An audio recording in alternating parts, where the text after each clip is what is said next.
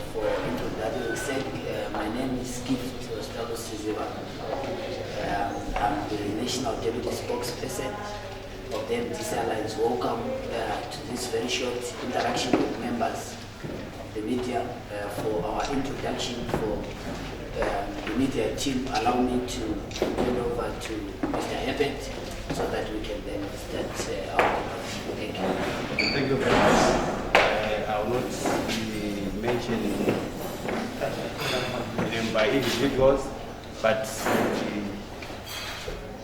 we have got the media gathering the tourism, our hosts, and we have also guys from our local radio stations. That's the team we have. So back to you, Ostalos. Okay, thank you very much. We're going to have this very quick interaction with the President, our President, Advocate Nelson Chamisa. So I will give him this time to address you. Once you address, then you can take one or two questions for the purpose of clarification. Mr. President. Well, thank you very much, Ostalos. Thank you, members of the press. We are here to appreciate and thank you for allowing us to interact with you. We have never had this kind of interaction. This is the first of its kind at the level of Masvingo as a province. We are in this province for our programs. The reason why I'm here is to have an interaction and a conversation with citizens and also with communities on the future of our country, on the state of play in our nation, but more importantly on the way forward and what we believe to be the solution to the problems affecting the country. So I've had an encounter with a number of opinion leaders within urban, also in the countryside. I'm going to be here for the next 3 or so days so that I leave no stone unturned and no tent unstored. Metaphorically, you know, once you start to invite stones, yesterday I see my colleagues in ZANU-PF love stones a lot. So they wanted to greet us with stones. Said, look, we are peace people, we are peace-loving people, so we would not entertain that kind of provocation. I have here with me the organizing secretary, Mr. Chibaya, Honorable. I also have Ma'am Guido, our Women's Assembly chairperson, and our deputy chair, Honorable Cecil Tuzai. Ostalos, I'm sure you know him, as he has already introduced himself. So that is the introductory bit. We are focusing more on the convergence of all citizens, the focus being that citizens have to come together, and our focus is to make sure that we bring citizens at the core and at the center of our decision making within the nation, in national processes, in national decision making, but also being able to bring communities to be the pivot and the canvas of our decision making, whatever we do as an organization, but also as a country. That is basically the thrust and the focus. You are aware of what is happening in the country. You saw what happened in terms of the violence that we saw yesterday, an indication that our colleagues in ZANU-PF are panicking, desperate, and of course, as in 6s and 7s, they can't manage us, they can't hold us, and this is why they're doing what they're doing. We are not shaken, we are not in any way affected. We are actually focused and determined to go forward and to do what has to be done. So I don't want to spend much of your time, you know, addressing you. I want to hear what your questions are. I respond to them within the next, 5 to 10 minutes, and then we have to hit the ground running on what we have to do in the province. Thank you, and God bless you. Thank you, Comrade President. Are there any questions and issues arising, clarification from the President?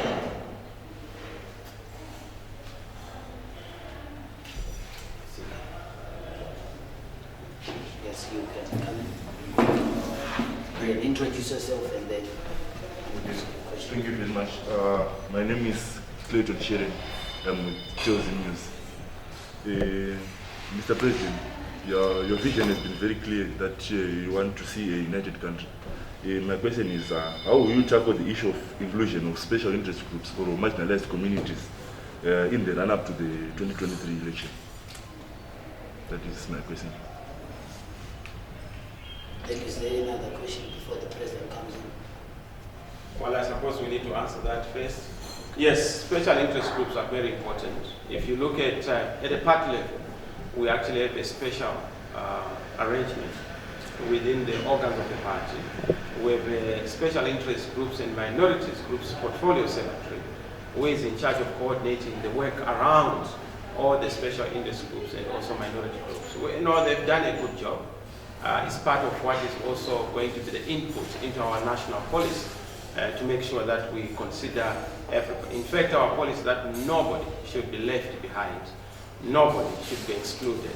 We are an inclusive party. If you look at persons,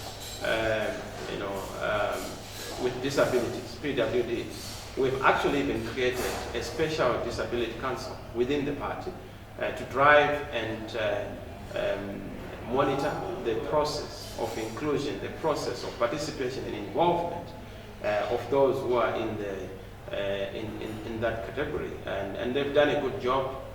Mr. Masvingo is the one who is in charge with Advocate Mateta. They are doing a fantastic job. Of course, having structures is not adequate. It's also to be able to come up with the policies, and those policies are in place. Just yesterday, I had an interaction here in Masvingo with people with disabilities, and they gave me their feedback on what should be done, what they're expecting, and that is the kind of conversation we're going to promote. But going forward, the country at the national level must actually break, the past tradition of marginalizing and ostracizing special interest groups. How do we do that? We must streamline all government programs, all government facilities must always ensure that they are involving and also including those special interest groups. But to be able to involve them, it entails making sure that we reach out to them. We also involve them in decision making at parliament and legislative level, but even in the executive and also in local authorities. So yes, it's something that is quite pivotal, and I've told you that from a structural point of view, but also from a policy point of view. It's something that is quite big and that we focus on. I hope I've answered you. Thank you. Thank you. You can come in. Thank you very much. My name is Pasmo Kusipa. My question is in relation to the incident that happened yesterday. Social media was awash with various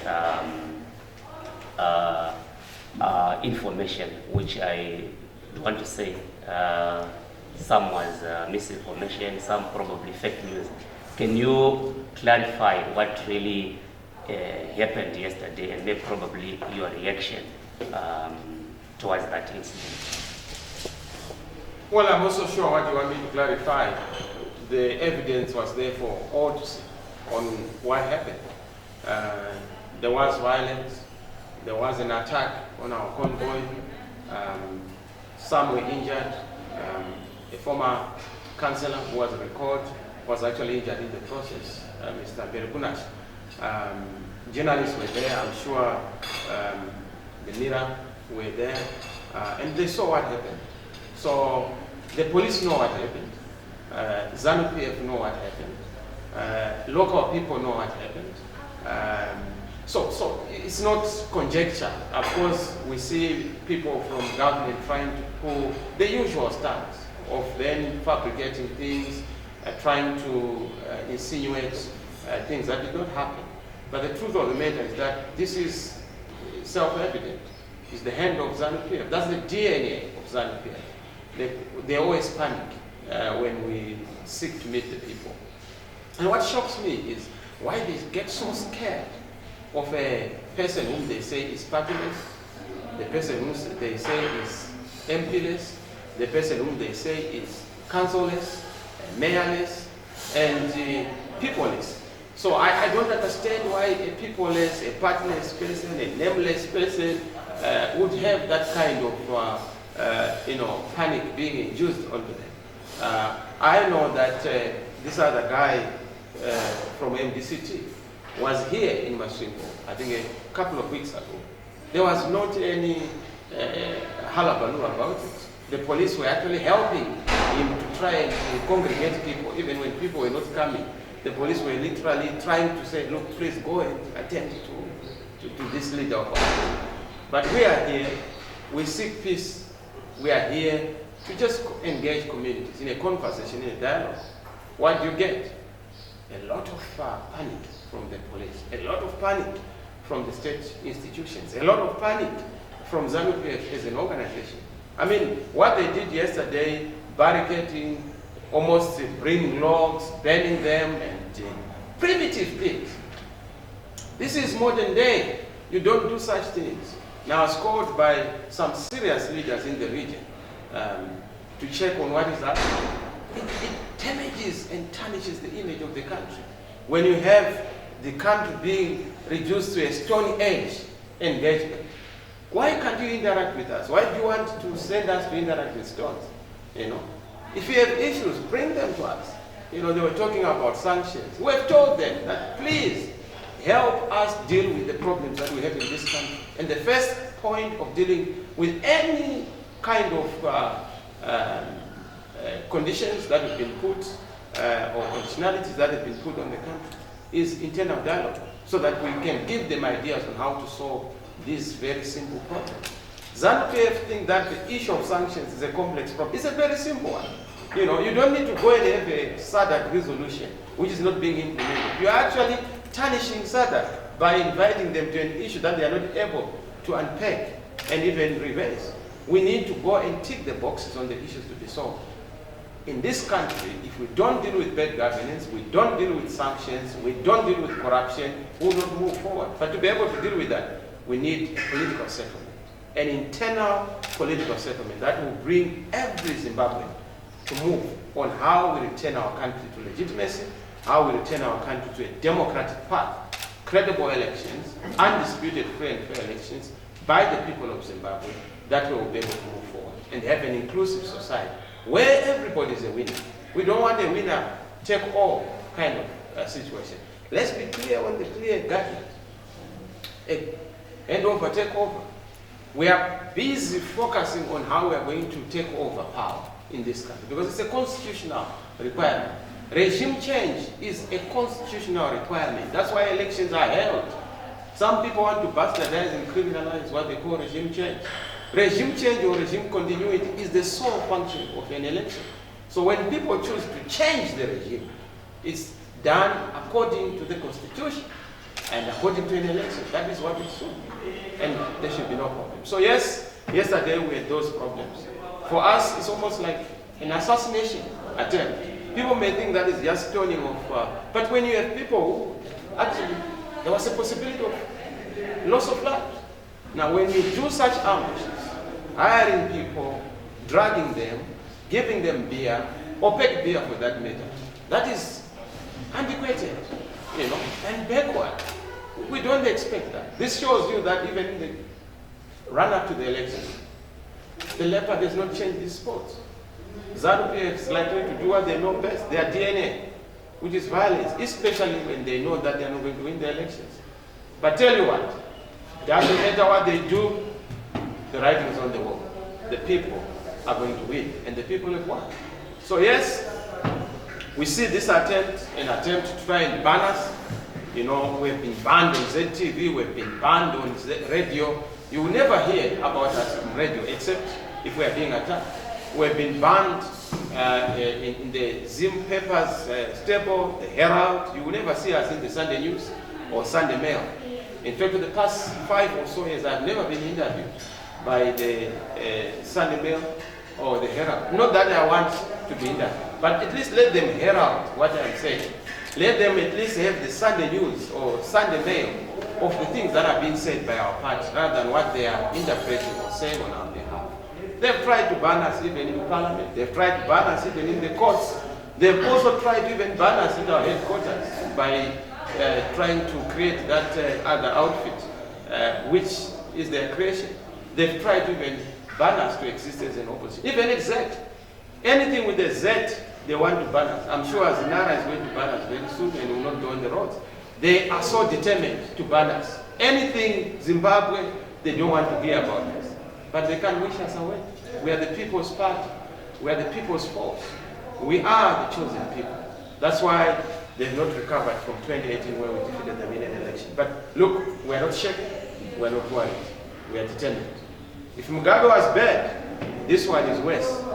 He seems to have learned nothing and forgotten nothing about dictatorship and autocracy.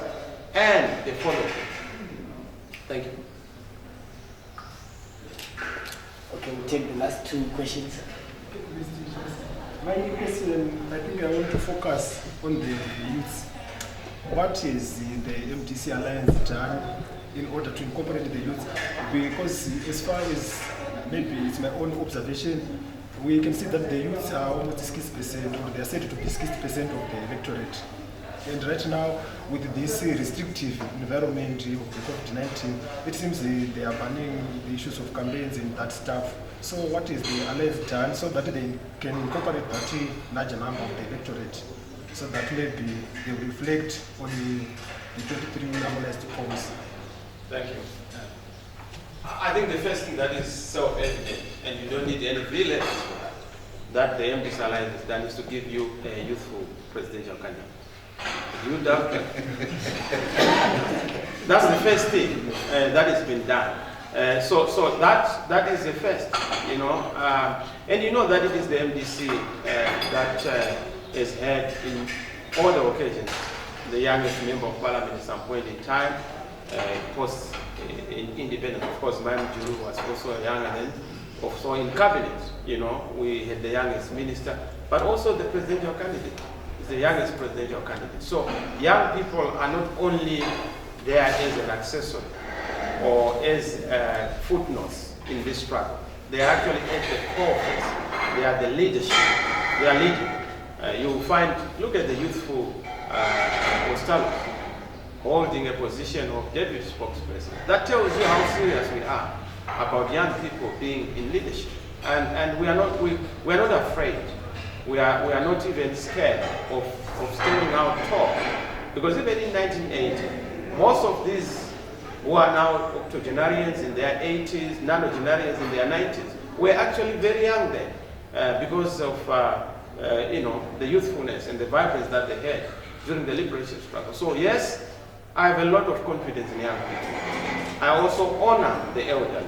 But what we need is an intergenerational consensus. That's why you see with those who are white-haired, though they are still young, but you know, they are approaching those ages of wisdom. You know, they are here because it's an intergenerational consensus. We need to make sure that we move together as a people, the mature generation and the incoming generation. That's how nations are built, and that's how we're going to build this country. So yes, young people are going to play a pivotal role. They're involved in the structures, but we also have to have policies that also support young people in farming, young people in agriculture, young people in mining, young people to be also active in governance structures, in cabinet, in parliament, in local authorities. Let the young run. They are not too young to lead. They are not too young to make a difference. Let them make the difference. And that is what we are leading in discourse. So when you look at ZANU and their candidates, you look at ourselves and the candidates, we've made life very simple and easy for the voters and the electorate to say, who do you choose? You know, are you going to choose the sunset or the sunrise? We're a sunrise party, and we belong to the sunrise moment. And thank you very much. Thank you. Last question. Okay, my question is, I understand that numbers do matter in any election. And as a party, we have targets for the 2023 elections. So how far is the party gone in its voter registration mobilization drive in this province, considering the fact that the current political environment is restrictive, as evidenced maybe by yesterday's events? Well, I must start by saying the restrictive environment tells you that there's something that they are afraid of. Nobody beats those who support them. Nobody represses or oppresses somebody who supports them. The fact that they are fighting us the way they are, it tells you something about our significance. And it also tells you something about the writing that is on the wall. It has been done in Malawi, by the way, in Zambia. These tactics are used by dictators. You know, dictators have a handbook in their pocket, and they are all from the same mother and father. They behave in a particular fashion. When they are threatened, they beat up people. When they are threatened, they restrict political activity. But tell you what, we've done so well. We had 2.6 million votes in 2018, and we just campaigned for 3 months. And by the way, I'm not the one who participated in 2018. It is President Tsvangirai. I only came in putting on his jacket, and we did a fantastic job. Defeated ZANU-PF. Now we have enough time. This you see what we are going to do. We are going to multiply this by 3. That's why we have a 3x strategy. Have the 2.6 million escalated to 6 million votes. ZANU want to target 5. They are very ambitious. They will not achieve even half of that because they have a candidate who is difficult to serve. Even within ZANU, they are divided. You know, war veterans know that this is not the deal for the country. Workers know that this is not the deal for the country. You go to the young people, they know this is not the deal for the country. Within ZANU, as I have said, they are all clear that they were sold a damn squid, a ruse, and they are looking unto us to provide that leadership. And we are proud to provide that leadership. We've done very well. The figures are showing a significant, support for the party. And that's why you see the convergence narrative. Everybody is converging. Doctors want change. Workers want change. Traditional leaders want change. Young people want change. Journalists want change. I'm not so sure if you are not part of that, but everybody wants change, because change is the only constant for our country, and that is the only way forward. If we are to punctuate the liberation promise, if we are to see what we fought for during the liberation struggle being realized and fulfilled, pensioners want change. Everybody. And I know that we are all converging for change. And thank you for being part of this battalion of those who want to see change in this country. I hope I've answered you. Thank you. Thank you for the purpose of gender. Allow me to. I'm very sorry for I have a quick one. Recently, don't apologize. Okay, all right. We always reserve the last for best. Okay. Recently,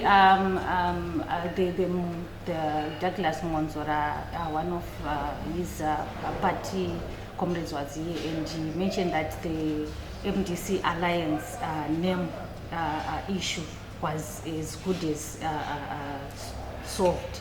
So I just wanted to get from you, where does this put you in terms of identity with the electorate? Since they are now claiming that they are now almost having that MDC Alliance tag to themselves. Well, that's the misfortune of being a star. When you are a star, everybody wants to be yourself. And you look at what these guys are saying. They want to be, I'm sure they want to change even their names to try and assume our individual names. It's understandable.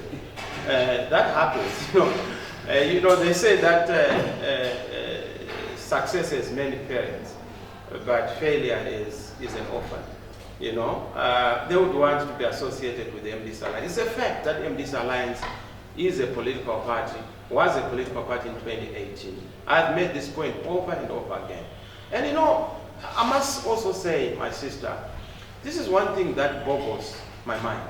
Anybody who belongs to the alternative must be innocent, honest, have integrity, and not lie.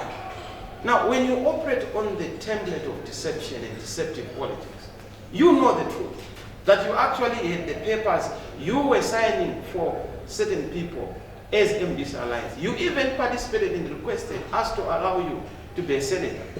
as an MDC alliance. But you want to lie to those people, and lying to yourself, and lying to God. You don't deserve to lead. Under those circumstances, you don't constitute an alternative. That deceptive politics is very unfortunate. So, we are not worried about names. You call a donkey something else, people know that is a donkey. So if you go and call MDC Toko, whatever you call it, it will remain MDC Toko. And that's the party that they are leading. It's no longer MDC Tsvangirai, because Tsvangirai is no longer there.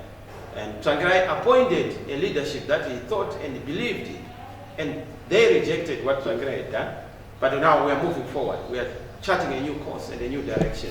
The name of the party, those are all issues that are already solved. It's only that it's a matter of time. Once bitten, twice shy. We want to be very distinct in our identity. We want to be very distinct in what we stand for, in everything, so that there's no confusion in the minds of the people. So don't worry about those who want to claim they are us. We just want to make sure that we stop them from continuing to impersonate going forward, especially in the election. But now the people know their leadership, and the people are very clear.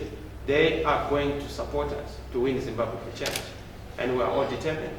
A new great Zimbabwe is on the horizon. It is known by everybody. You can't stop an idea whose time has come. And we are so excited. That's why we are already preparing for the handover, takeover, for the transitional mechanisms, but also for the inauguration and the swearing in. Because we are very clear about the victory in this country. Some are saying, oh, even if you win, they will not accept. Only if you win with a small margin. This time, we don't want a small margin. We are going to win with a huge margin. And this is why we are mobilizing numbers. Numbers can't lie. Figures don't lie. And that is what we want to prove to the world. That yes, we have defeated the incumbent, and the incumbent must be defeated with a huge margin. Thank you. Thank you very much, members of 40th State in Masvingo. Mr. President said thank you very much for this briefing. Comrades and friends, thank you for coming. Have a good day. I also just appreciate, I read a lot the Masvingo papers. The Mirror tells him, you guys are doing a fantastic job. And thank you for the work that you are doing, not on behalf of MDC Alliance, because I'm not talking the party here. I'm talking about on behalf of Zimbabweans. We want to see the diversity of the media. We hope that you continue to do a perfect job in covering all the political parties, players, and all the corners of the province and the nation. That is what we want to see in a new Zimbabwe. Journalists who are doing their work without fear or favor. We also want Herald to also be able to do the same. Are they here and represented? I'm sure they're not here, but next time please invite the Herald and ZBC. Tell them that they are not banned like they've banned us on their spaces. We are inviting them. It's only Barwe who was greeted in a hostile manner, but that was just Barwe because of his friends in the party. But we are not hostile to the press. And thank you. God bless you.